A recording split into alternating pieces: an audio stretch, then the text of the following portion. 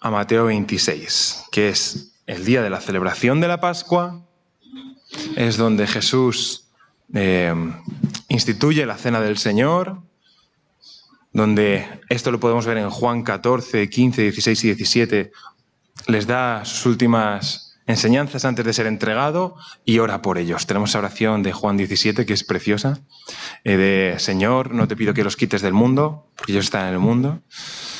Y vemos toda esa oración, ¿no? En la que Jesús es como que esto, quedaos con esto, ¿no? Y le pide al Padre antes de ser entregado que los guarde. Y entonces ya llega Getsemaní. ¿Qué vemos en Getsemaní? En el texto que hemos visto vemos que Jesús llega con los discípulos, coge a su grupo más cercano, que son Pedro. ¿Y quiénes son los hijos de Zebedeo? Juan y Santiago. Muy bien. Entonces llega con Pedro, Juan y Santiago, les coge aparte y les dice, por favor, orad conmigo. No es tanto una orden, sino como una súplica, un ruego, y les confiesa que está angustiado hasta la muerte, que su alma está triste, por favor, que le ayuden. Y se va a un tiro de piedra, no se va lejos, se va a la vista de ellos. Y empieza a orar después de pedirles que oren con él. Vemos que tiene lugar esa oración desgarradora en la que Jesús abre su corazón delante del Padre, y cuando llega donde los discípulos después de una hora, ¿qué les dice? Ni una hora habéis podido velar conmigo.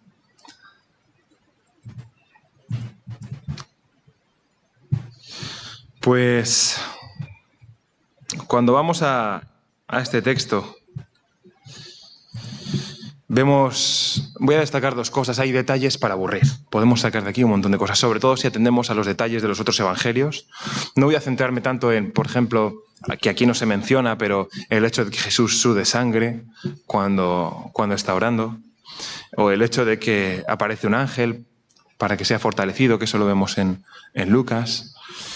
Voy a centrarme en dos cosas, y son la oración y la obediencia. Creo que si se nos ha permitido leer, tener el pasaje, ver lo que ocurre en ese momento antes de que Jesús fuese entregado, creo que estas son las dos cosas más importantes. Puede haber muchos detalles, pero si hay algo en el corazón del texto que creo que cabe destacar es la oración y la obediencia. Y es que podemos ver constantemente en la vida de Jesús que cuál era el pilar, el fundamento, la base de su ministerio. La oración. Antes y después de cada discurso, antes de entrar en una ciudad a compartir que el reino de Dios se había acercado, a hacer milagros, a hacer sanidades, se iba a orar. Y después, en vez de irse a descansar directamente, después de tener ahí como una especie de feedback con los discípulos o de ya con ellos un poquito más en intimidad aclararles algunas cosas, otra vez se iba a orar, cuando la mayoría se iba a dormir.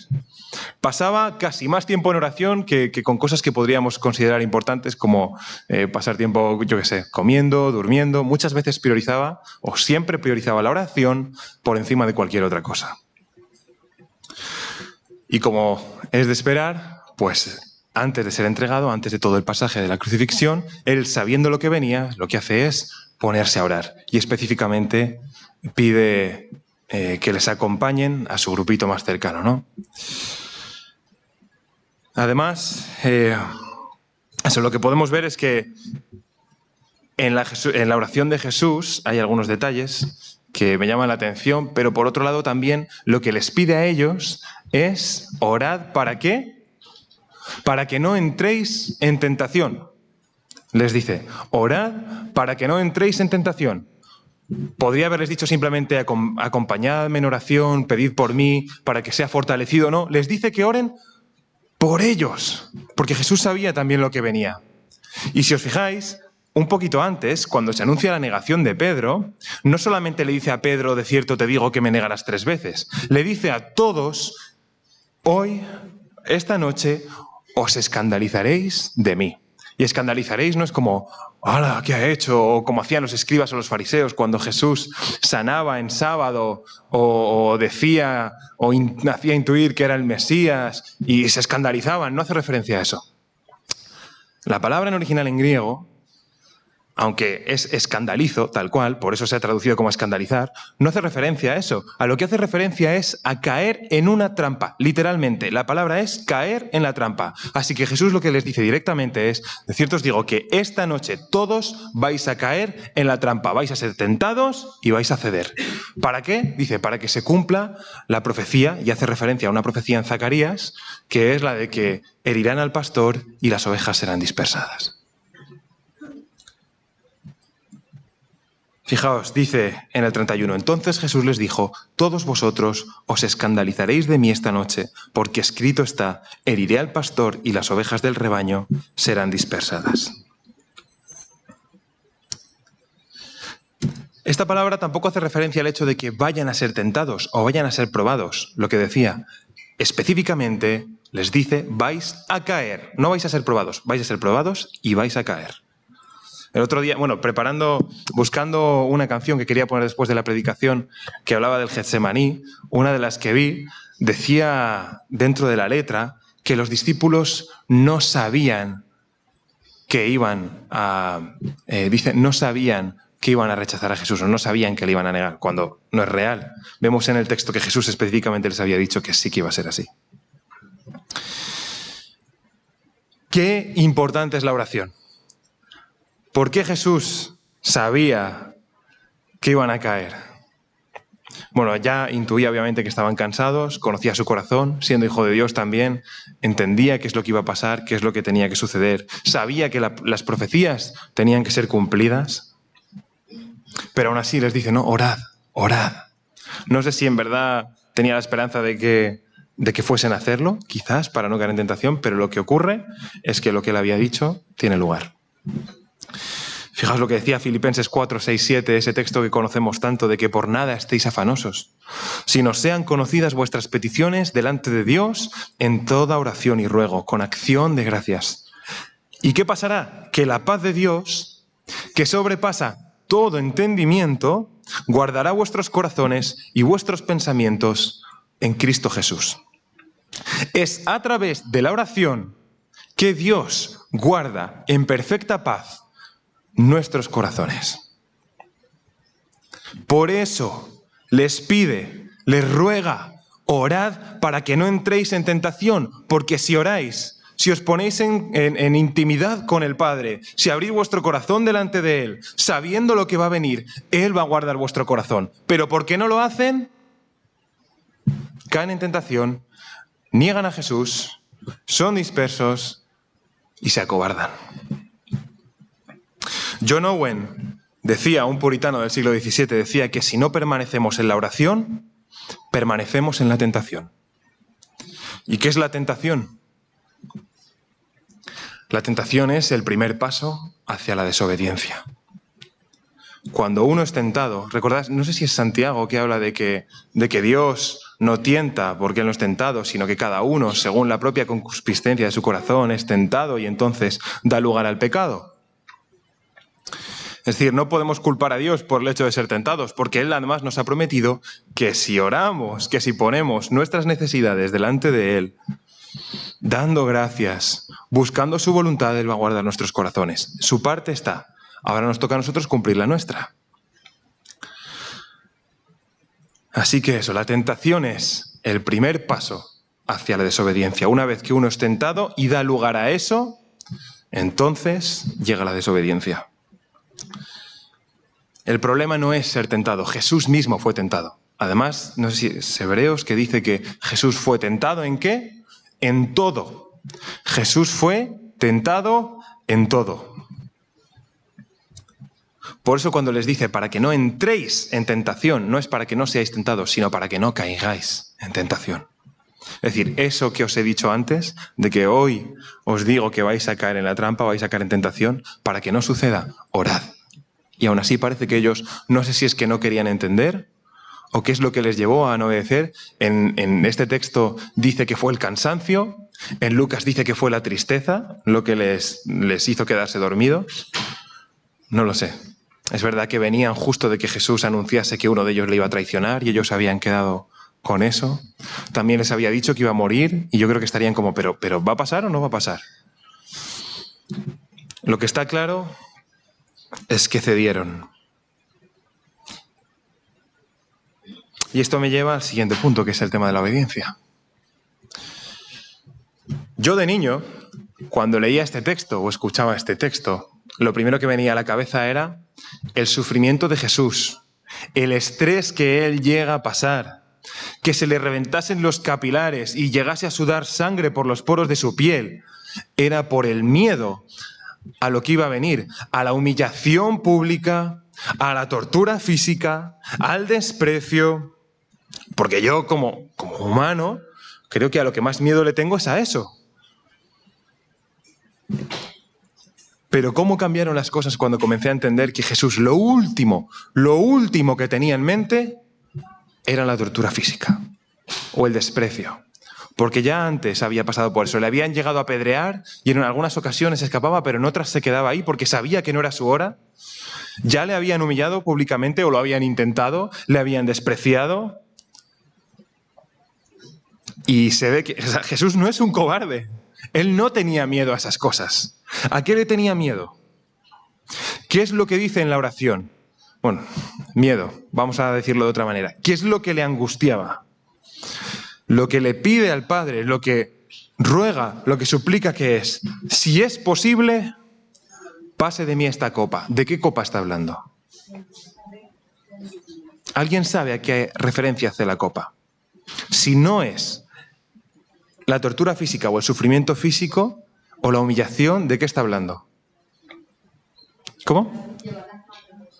Las cargas, el pecado.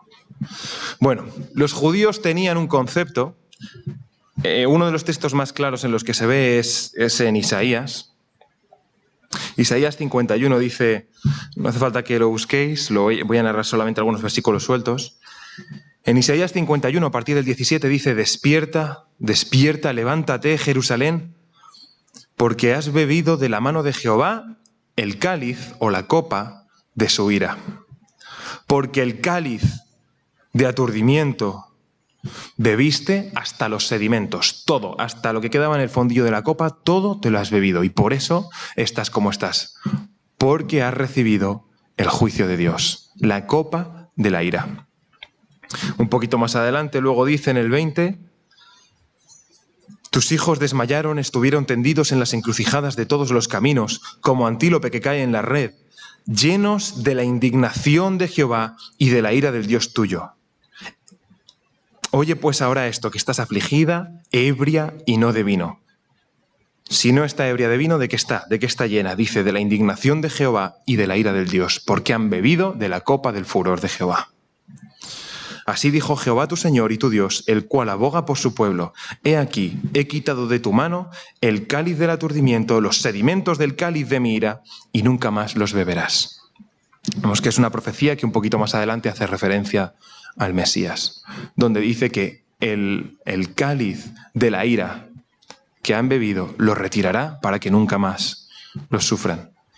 Y los que habéis estado en clases de Apocalipsis, o más bien los que habéis estado atentos en las clases de Apocalipsis, ¿os suena algo la copa de la ira? O las copas en plural. En Apocalipsis hay varios juicios. Se empieza por los sellos, cuando se desata el libro para que se desaten los juicios sobre la tierra en el tiempo final. Y más adelante hace referencia a unos juicios muy concretos, que son el derramamiento de las copas de la ira de Dios. Ese concepto de la copa, por lo que Jesús está orando, es por la ira de Dios. El concepto era el siguiente. Desde la creación, ¿qué sucede? El ser humano se rebela contra Dios, Dios está asqueado del pecado, de la deriva que ha tomado todo y decide reiniciar todo con Noé. ¿Qué pasa? Después él promete que no va a volver a hacer algo similar hasta que llegue, obviamente, el tiempo final, el juicio final. ¿Y qué es lo que sucede? Que la ira de Dios, a medida que se va acumulando el pecado de las generaciones de la humanidad, se va acumulando como si se estuviese vertiendo vino en una copa y se va llenando, se va llenando, se va llenando. Y el concepto era el siguiente, que cuando la copa estuviese llena y empezase a rebosar, entonces el juicio de Dios definitivo caería sobre la tierra. Cuando se habla del día del Señor, del día del juicio, en diferentes profetas, a lo que está haciendo referencia, como por ejemplo en Joel, a lo que hace referencia el día del Señor, ¿a qué es? Es a ese día en el que la copa que está rebosando porque Dios ya no puede más, con el pecado de la humanidad, la ira ya es consumada y se derrama y el juicio de Dios viene y entonces recibimos nuestro merecido. Esa es la copa de la que Jesús dice, si es posible pase de mí esta copa, pero que mi voluntad no se haga sino se haga la tuya. Esa es la copa de la que está hablando Jesús. Jesús no tiene miedo al dolor físico ni a la humillación. A lo que tiene miedo es a recibir todo el peso de la ira del Padre. Obviamente, sí, ahí dentro entra el tema de cargar con nuestro pecado. En Isaías dice que como cordero fue llevado al matadero, en Isaías 53, y luego dice que sobre sus espaldas cargó nuestra iniquidad, por supuesto, y eso era como una carga, presión, es decir, dice que también fue hecho maldito por ser colgado en un madero. Todo eso era parte de recibir la ira de Dios. Y es que no solamente en el momento de la crucifixión es cuando Jesús gana la batalla por ti y por mí, como dirá la canción que vamos a escuchar después. Lo hace antes, en Getsemaní, cuando dice, no se haga mi voluntad, sino la tuya. En calidad de hijo, en su humanidad, Jesús decía, si es posible, pase esto, pase de mí esta copa, pero mi voluntad no se haga sino la tuya. Y se somete a la voluntad del Padre. Y ganando esa batalla, sin haber cedido a la tentación, que simplemente por sueño o por no encontrarse o no sentirse bien, los discípulos ni siquiera habían sido capaces de acompañarle ni una hora, sabiendo lo que venía porque Jesús había sido claro. Por otro lado tenemos a Jesús que sabiendo lo que venía, entendiendo las dimensiones de lo que tenía que suceder, no cede. Y ese es nuestro ejemplo. El ejemplo de obediencia más claro que tenemos en todas las Escrituras es Jesús siendo entregado a pesar de la angustia que sentía en ese momento. No se dejó llevar por, uy, me siento de esta manera, o estoy cansado, o... No, cedió, se sometió a la voluntad del Padre. Y hay un texto muy curioso que seguro que muchos conocéis en Hebreos 5. Son los versículos del 7 al 9 que dicen, y Cristo, en los días de su carne, ofreciendo ruegos y súplicas, con gran clamor y lágrimas, y podemos añadir, y sangre, al que le podía librar de la muerte, fue oído a causa de su temor reverente. Y aunque era hijo, por lo que padeció, aprendió la obediencia. Y habiendo sido perfeccionado, vino a ser autor de eterna salvación para todos los que le obedecen.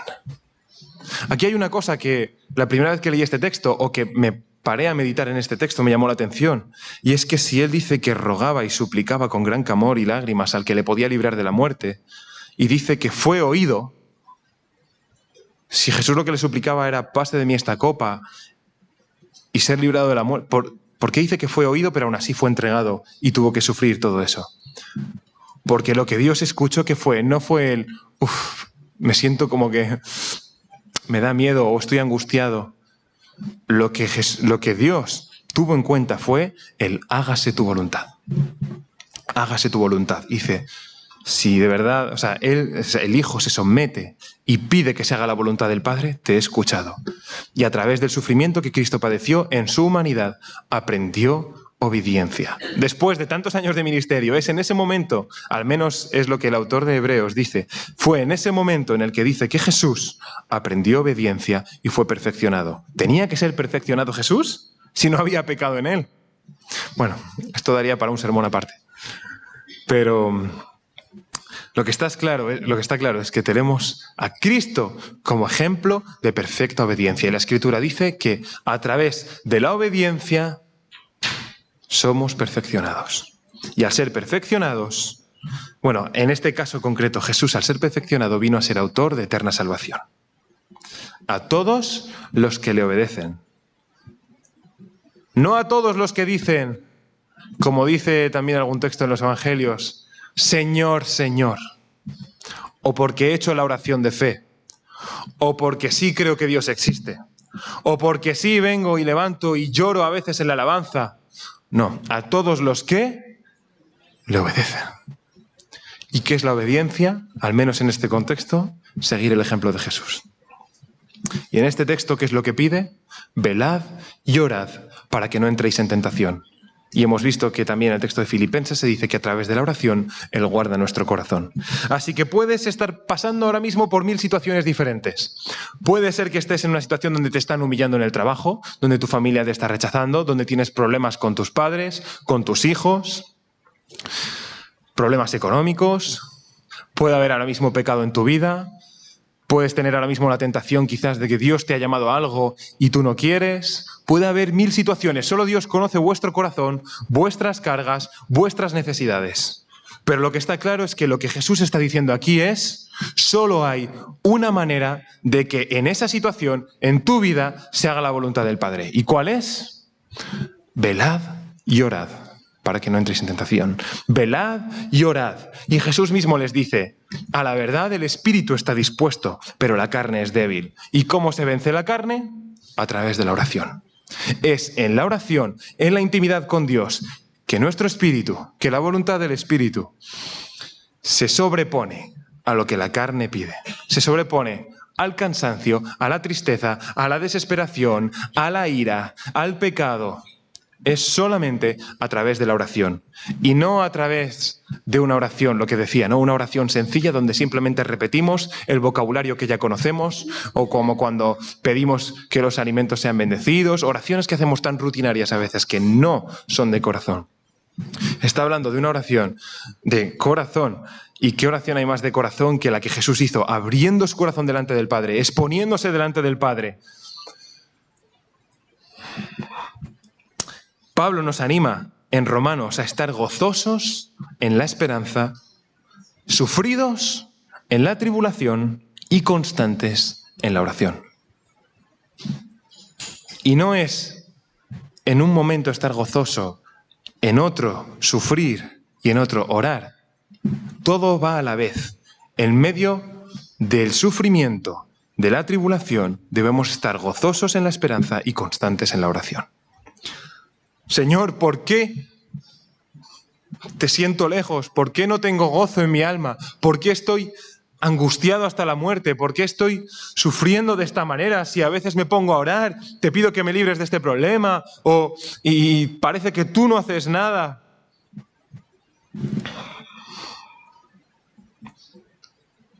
De nuevo Pedro, en su primera carta, dice: mas el fin de todas las cosas se acerca. Se acerca sufrimiento, se acerca todo esto de lo que habló Jesús, se acercan momentos difíciles. Sed pues sobrios y de nuevo velad en oración. No os durmáis. Velar es no te duermas. Velad en la oración. Eso es lo que nos dicen Pablo y Pedro, apóstoles en el primer siglo. Pero buscando ánimo también para vosotros, de creyentes quizás más cercanos a nuestro tiempo. No sé cuántos sabéis quién era Leonard Ravenhill. Leonard Ravenhill fue el maestro de David Wilkerson. Y él decía que el pecador deja de orar, pero el que ora deja de pecar. Por otro lado, Riley decía, un teólogo muy conocido, él decía que... Ay, que se me va.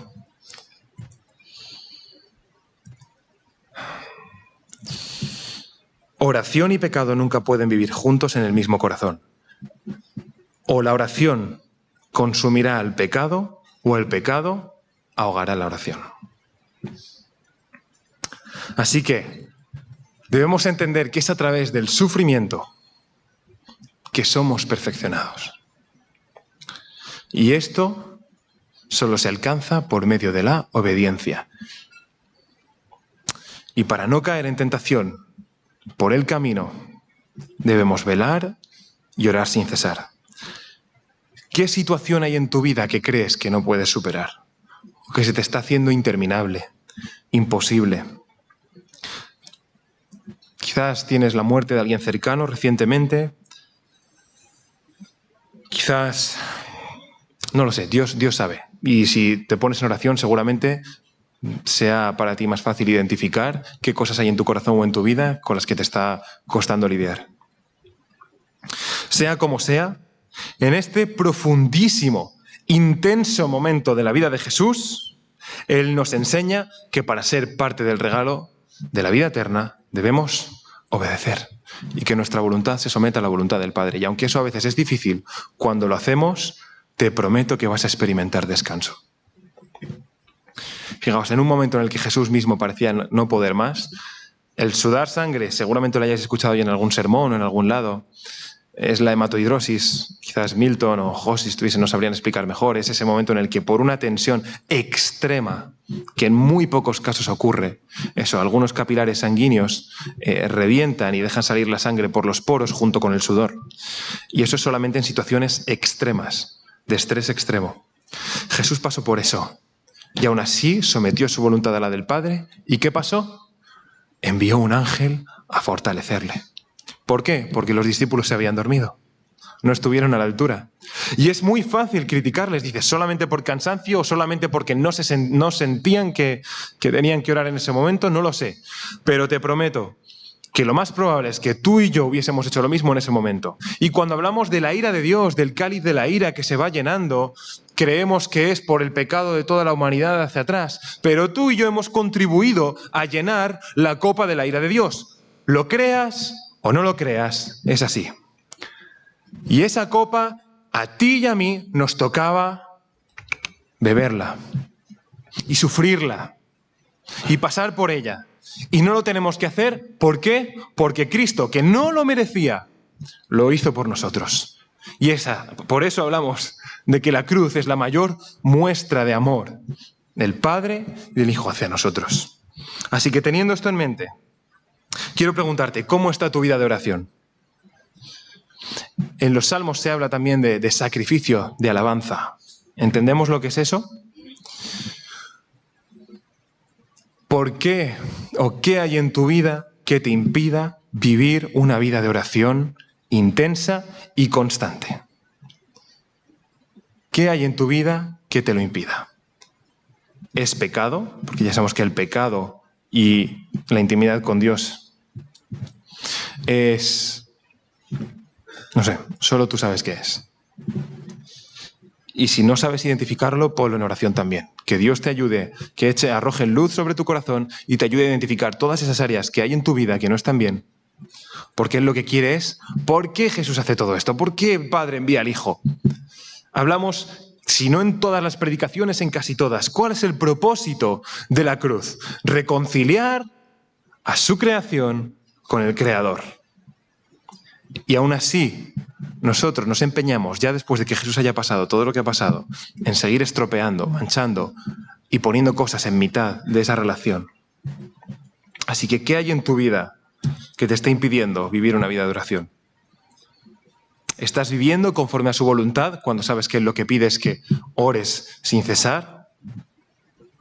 Un cristiano sin vida de oración es alguien entregado no a la voluntad de Dios, sino a su propia voluntad. Un cristiano sin una vida de oración es como un pez fuera del agua.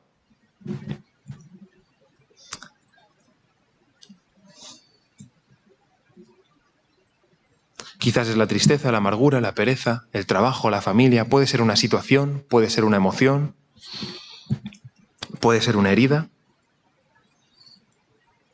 Me gustaría pediros, bueno, primero que si podemos poner la canción. Y ya cierro. Teniendo en mente, vamos a escuchar esta canción de Esperanza de Vida con Marcos Vidal. Meditad en las palabras y teniendo esto en cuenta, ahora tendremos 2 minutitos para orar. Conozco la angustia, he sentido aflicción, he pasado por soledad y vivido tentación. He perdido tantos amigos, dolorosa traición. Conozco la muerte y resurrección. Antes de la cruz ya pasé un calvario, sudor como sangre por ti derramado.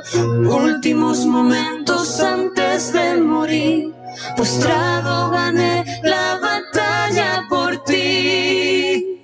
Getsemaní, de vuelta al jardín, pensaba en ti, vuelve a mí, el cielo te espera. En la noche no hubo nadie velando, mientras los ángeles me levantaron, negado 3 veces a horas de ahí. Por eso advertí, no puedes dormir en Getsemaní, de vuelta al jardín, pensaba en ti, vuelve a mí, el cielo te espera. Por unas monedas mi amigo me entrega, cuando no hay precio por la vida eterna, por eso morí.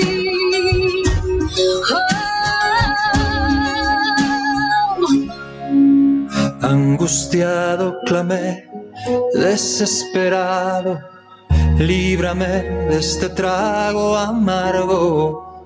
Padre mío, si es posible, mas hágase tu voluntad. Yo iré si ellos se salvan, pido que ninguno se pierda. Cuando amo al mundo y la cruz me espera, el tiempo se acerca. En Getsemaní, de vuelta al jardín, pensaba en ti, vuelve a mí, el cielo te espera. Por unas monedas mi amigo me entrega, cuando no hay precio por la vida eterna, por eso morí.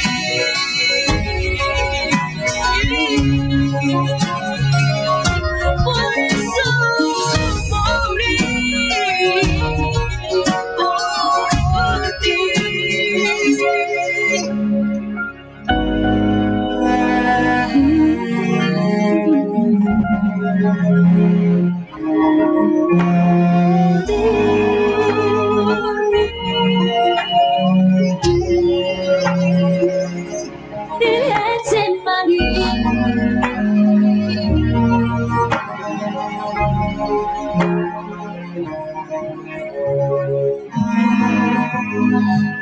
Cuando esta semana os animo a meditar en este pasaje, si queréis poneros la canción también, que creo que resume muy bien lo que Jesús experimentó estando allí y lo que pensó, te animo a no verlo como algo que sucedió o que como una historia entre Jesús y los discípulos ahí en el tiempo. Quiero que pienses que el que estaba en el jardín eras tú, que Jesús te pidió a ti que estuvieses con él y que orases y que no fuiste capaz. Yo al menos, cuando leía el texto, es lo que Dios una y otra vez me hacía ver, ¿no? En ni una hora has sido capaz de velar ni de quedarte conmigo.